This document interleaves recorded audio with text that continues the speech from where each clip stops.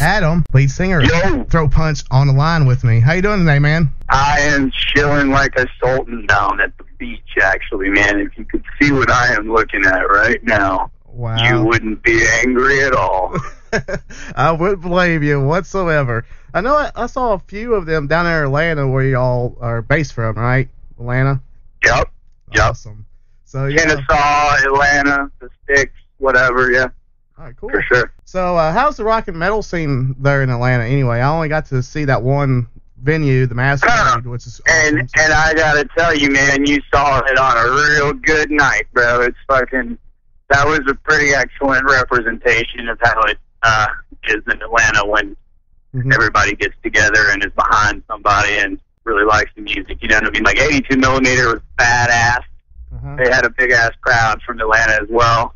And, you know, we've been doing it for a few years, so we built up a pretty solid following. And then, you know, of course, the Adrenaline Mob had their pull or whatever, but that, as far as, like, most of the local shows, man, you know, I think everybody could get out their ass and do a little more, you know what I'm saying? I'd like to see every show like that, you know what I mean? Because we're not the only people that are doing this. It's actually all kinds of us out, you know what I mean? Like, we got our boys in, like, Legion X, they're bad as shit. We got, like, I don't know, man. They're all over the place, dude. And we're like, there's a bunch of kids loving to play music, man. And it's like the scene consists of mainly the dudes doing it. You know what I mean? Like the guys that are like into it and playing the music. And it's like it's starting to sort of reach the crowds. You know what I mean? And there's a bunch of kids that support it. And like we'd be nothing without them. But I think the metal scene as a whole, like not. I mean, Atlanta's no different. But I mean, the metal, as far as the world goes, has always been kind of like a, you know, struggling scene, man. A lot of people don't get it, but I think that's part of what we like about it, you know what I mean? Right. Kind of like ours, you know? Right, exactly. Now, how long has Throatpunch been a band anyway? Dude, I will have been in Throatpunch for 5 years in July. That's awesome. And, yeah, man, it's cool to let us. We don't have a shit ton of CDs out or anything like that, but you know, we got our second one coming out, and it's really, really, really awesome, man. It's like fucking leaps and bounds beyond our first album, and we take our time writing it. You know what I mean? We try not to like just crank shit out just to make stuff and keep our faces out there. We want to say what we want to say, and we want to say it how we want to say it. So we don't really rush the creative process very much. You know what I mean? Like, you'd think that after jamming with some dudes for 5 years, we'd have more than one album, but we've played a shit ton of shows. We've developed a huge following. We do have that badass album.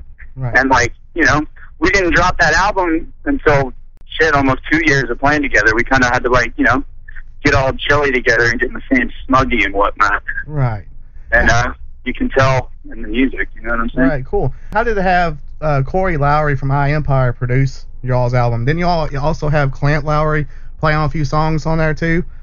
Yeah, man. Actually, our whole first CD, Corey is a friend of Carrie's from a long time, and you know, he jumped right on. He listened to the stuff we had up on like MySpace at the time, and he liked it. He thought it was heavy, and decided to produce it. And we got into some shit with our lead guitarist at the time, and ended up, you know, having to can him, I guess, like in the middle of the recording process, like when it was his turn to go. So it was like a really inconvenient time, and just kind of sucked. It was shitty because he was like a friend of sucked. So we were kind of like left in the dark, and Clint literally was just like, fuck him, I'll do it.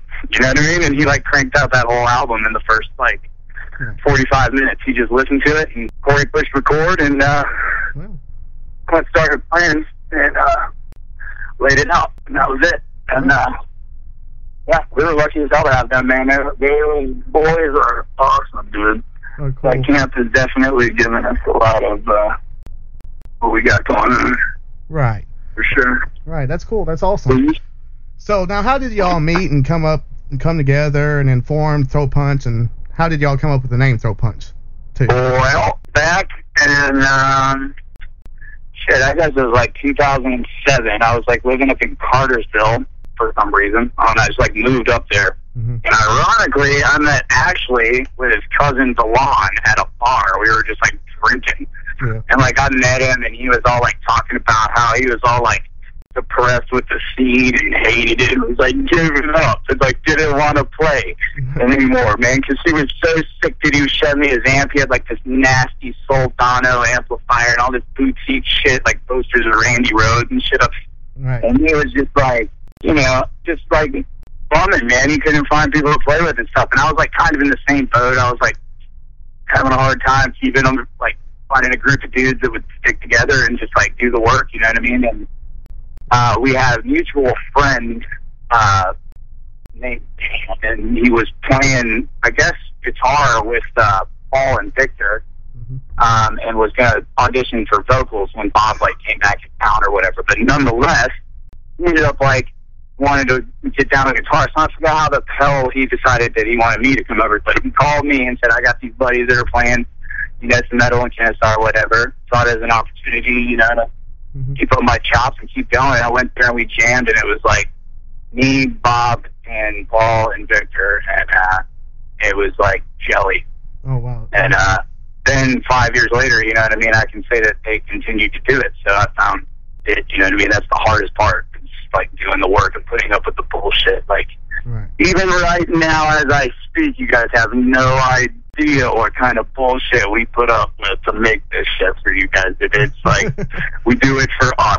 You know what I mean? It's like if we didn't want to, we wouldn't do it. You know what I mean? Right. But yeah, dude. But it's magic. As far as the name goes, like they were already called Throatpunch when I joined them. They had been previously Manic, and I think they had they played like a Lamb of God show. They did the Headbangers Ball shows.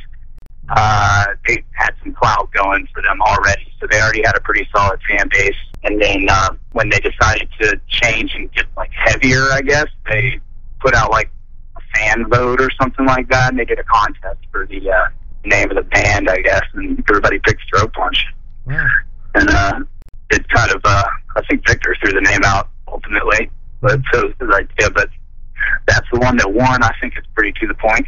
We will definitely throw punch you. I've never met 6 dudes more likely to do that to anybody in my life, but right. You know, only with good reason. Right.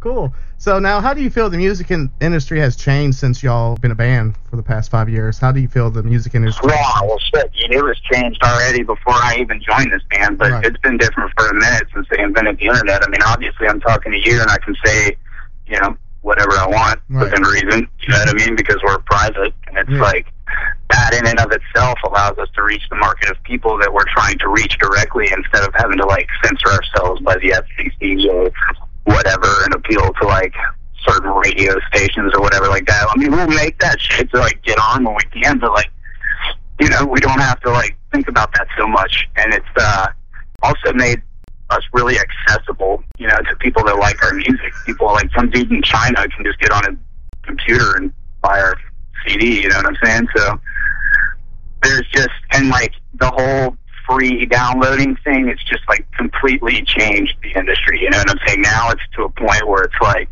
you know, put up or shut up. It's like, what is your show like? You're going to have to like give people your music so that they will come see you and buy your t-shirt, you know what I mean? Like, and it sort of made it possible for us. I mean, we're an S corporation, for example. Like, we don't have a label, and so like we can do everything like legally for ourselves. I think Slipknot did it that way initially as well, and like, you know, the Wu-Tang Clan from a different genre, they're all self-made, you know what I mean? And that's pretty much the way to go, I think. And the way the industry is going with the internet and all that shit, it's just really easy if you know what you're doing to make your own product and sell it, man. Like, do what you love to do, because that's not even the point of doing what we're doing, ultimately. You know what I mean? It just makes it easier to do. Right, cool. You know? Yep, I agree. What's your songwriting process is? Is it like individual? Is it a group effort? How does all your songs? Well, basically, we all kind of like, I don't know, it's most productive when we're all in the same room together, if you will, kind of like jamming, and we'll all sort of like get lost in the music. And like, you know, it'll start somewhere. Somebody will have a riff or an idea, and it could come out of any one of them, usually out of me or Bob, but anybody can come up with it. Ashley's been coming up with hella shit. He's got like mad songs. I mean, he came in after the first one, but you know, it's one of the three of us usually comes up with something, and we just start kind of jamming on it, it didn't sort of just happen. But we've also got other songs that they wrote themselves, like when I was unavailable, if you will. I'd write them via internet. I listen to all the stuff. Like, we record every time we jam, and then I'll listen to it at home and apply, like, words to the noises I make. Like, my style of writing is a little different. I'll just kind of, like, try to lose myself in the music and, you know, contribute with a cadence and, like, a musical quality that, like, fits to what I'm feeling in the music. And then I'll go back and apply a message and a point to it with words if it fits, you know what I mean? But yeah, you want to do the music first, so kind of the way we do it. But it's slow, but it's effective, I guess. That's awesome. What can fans and people expect from y'all's next album? Because I heard a couple new songs that when I was down in Atlanta. So what can people and fans be expecting out of Throatpunch? Well, we've kind of changed directions. I mean, like, after 5 years of playing together, you definitely get tighter, and you definitely develop different relationships with each other, too, that are a lot deeper. And that whole not having to speak thing definitely becomes a lot more prevalent. You know what I mean? We literally, we can't get out of one another's heads. You know what I mean? It's fucking annoying, honestly. But, you know, at the end of the day, like, I think that given that fact, we have matured, you know, as far as, like, the way we write our music. And I've kind of switched it up vocally. The first time we came out, you know, we were just kind of going balls out, and a lot of those songs were, like, written very early in our jamming stages and stuff like that. So we've kind of, like, honed our sound now, and it's got a little bit more melody than the first one. There's a lot more, like, I guess, singy parts, and we definitely have a couple of, like, you know, I guess, like, I don't want to say softer, just, like, a little different. It's fucking different. I mean, it's still heavy. In no way is it soft. Like, still violent. Subject matter is still dark as shit. But it's, I don't know. I just think it sounds more mature, honestly. I think you guys are going to fucking flip out. Oh, cool. The Murder on the First Date, for instance, is probably the heaviest song we've written so far, and it's got some definite sing-songy stuff in there. Mm-hmm. And we're actually going to go to the studio and record that as a single and drop it real soon. Probably within a month or two, so that'll be out for you to taste, and then the rest is coming. Awesome. But it's going to be cool, man. I think you'll like it. Cool. Now, who's your musical influences, and what kind of inspired you being a musician in the first place? What inspired me to be a musician in the first place? Yeah. Hang on one second. Hold up. Listeners, he's getting a pack of cigarettes while we're on the phone. I'm getting a couple pack of cigarettes. Well, I'm doing an interview online right now on the fucking radio. You're famous. She's famous and she doesn't even know it. That's well, awesome. All right, so anyway, what inspired me to be a musician, Yeah. Do you want, like, a deep, honest answer, or do you want something funny, or, like, whatever? Well, that's a long question, dude. I don't know, man. I've just always been, like, inclined to be, you know, towards the arts, I guess you could say, and I have always found, you know, through my experiences in life, that music's helped me through a lot of it, especially heavy music, and I've just always had a thing with that, man, and thank you. And, you know, a lot of people will deny that they do it for, you know, the attention or the money or whatever like that, but, like, you know, if anybody thinks there's money in it, they're hallucinating. Right. And aside from that, whatever the reasons, you know, I think there's always some kind of, like, deep subconscious thing with every dude that wants to be, like, a professional musician on stage that has some kind of, like, you know, need for attention or, like, validation on some level, dude. I'm not going to deny it. But, like, you know, that's what my subject matter of my lyrics and share about is, like, exploring yourself, you know what I'm saying? So, you know, that's probably a possibility, but as to, I don't fucking know, man. Yeah, really. I just, like, kind of have always been inclined to, you know, dance when others don't. I don't get it. You know what I mean? I just, like, I like to sing, man. I like walk around fucking singing in public. I've been getting an iron test my whole life for not shutting the fuck up. So just, I guess it was, you know what I mean? And out of every huge job I've ever had in my entire life, out of everything I've ever done in my entire life, music has been the only thing that has remained consistent. Right. Like, I've always had that. nobody's gonna fire me for that. You know what I mean? I've been fired from every fucking job I've ever had for like some crazy weird shit. Right. And it's just like music's got like, I just fit there. Right. It's a good place for weird people. Right. Of course, I don't have a lighter. Real fast, what would you rather be doing in the studio, or would you rather be on the stage? I'd rather be on stage all day. I love the studio. Don't get me wrong. Mm-hmm. Unbelievable, dude. I don't have a fucking studio. Definitely is a fun thing. It has its benefits.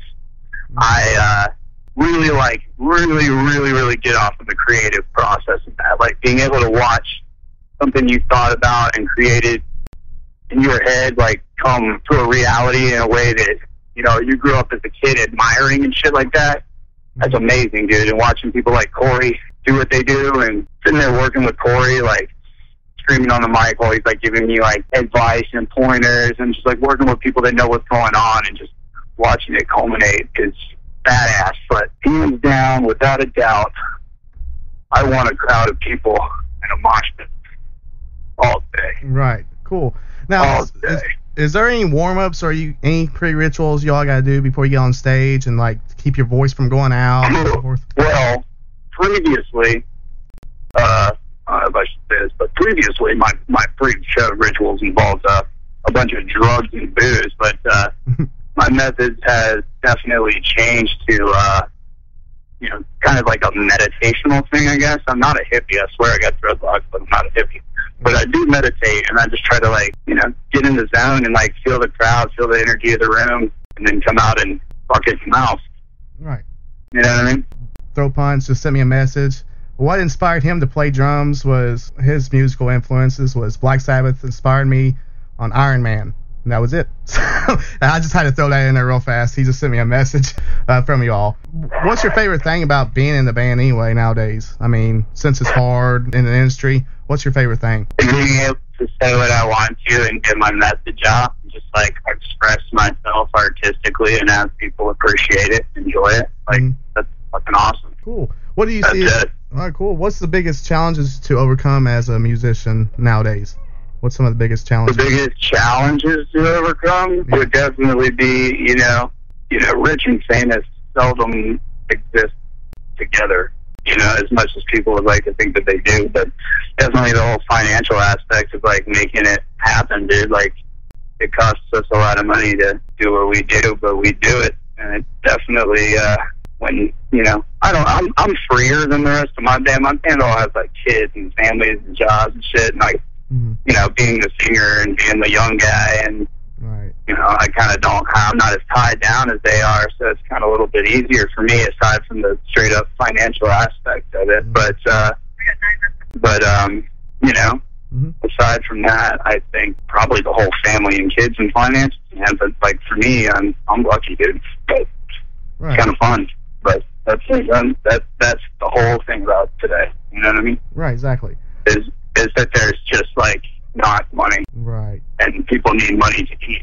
And it takes a lot of time and energy and focus to create what we create. And if we're going to do that, we got to be able to, especially if you got a kid and a wife and a family and a career to uphold, like, that shit's nigh impossible, man, because when you get off of work, you need to spend time with your family and shit, but, like, somehow these 6 dudes manage to get together at least twice a week, every week, and we've been doing that for fucking years, and, that might be also why we're a little bit slower in production than most cats, but that's it.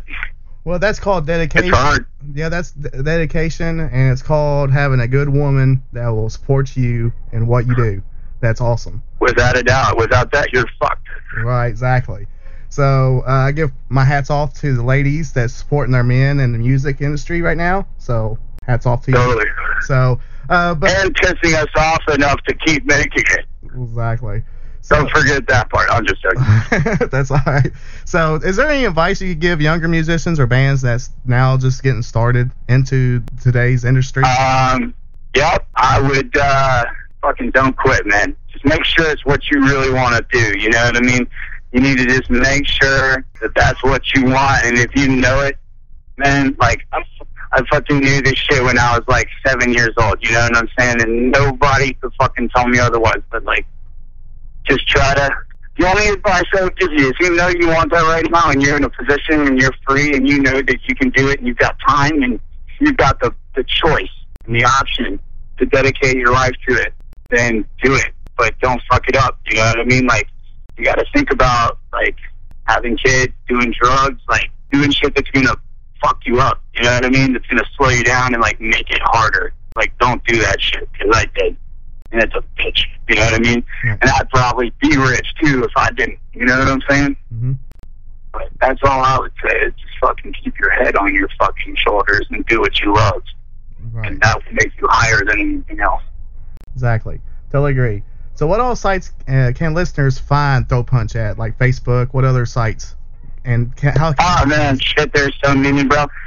The main one is obviously throatpunchmusic.com.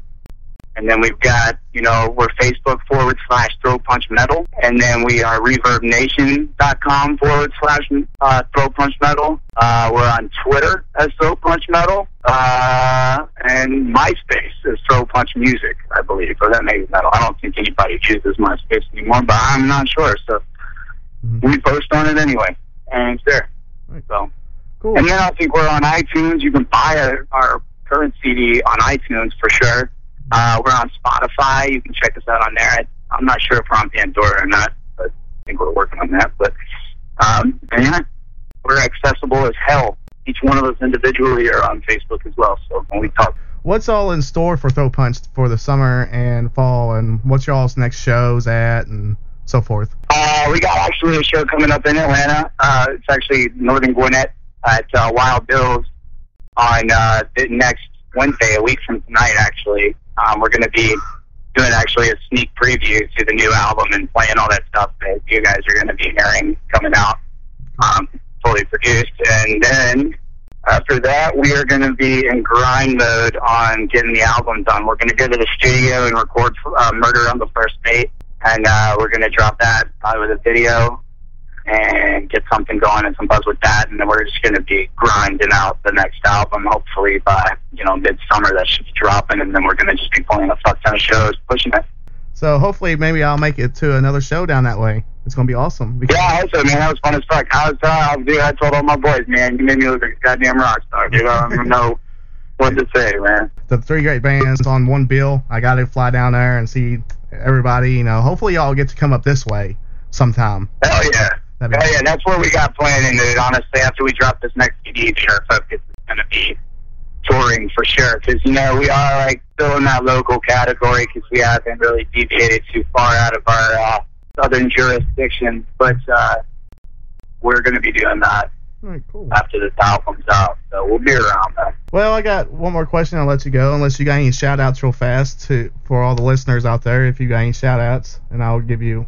Oh, shit, man. I just want to fucking thank 82mm for fucking rocking out with us, dude. Mm-hmm. That was fun as hell a few weeks ago, and thank you, of course, for fucking coming and hanging out. Right. And, you know, thank you to everyone that came, man. Salon, man, let me sign his face, DC. Fucking... Dude, fucking Molotov cocktail girls were helping us out with the merchandise, dude. We just have lots of love left to help, man. Everybody at the Highlanders got my back, dude. Right. Let me fuck you. Yeah, but seriously, just thank everybody for listening to me right now. Whoever the fuck cares what I'm saying. That's awesome. That's cool. I got one more question. I'll let you go. What does music mean to you? I think you answered a little bit before, but what does music mean to you? Music means to me... and music keeps all the rest of you alive. Right. Music is my serenity, dude. If it's the one thing that keeps me from flipping the fuck out, that's what it means to me. It's my gift from above, if you will, or below, wherever the fuck you're coming from. It came from somewhere not here, and if I didn't have that, I'd be fucked. So I'm glad I got it. I'm thankful. Right, cool. That's the best thing I got. Awesome. Just want to say thank you so much for calling me and taking time out. So hopefully I get to see y'all. Hell yeah, Billy. This is Adam from Throatpunch, and you're listening to Rockstars Glue Radio.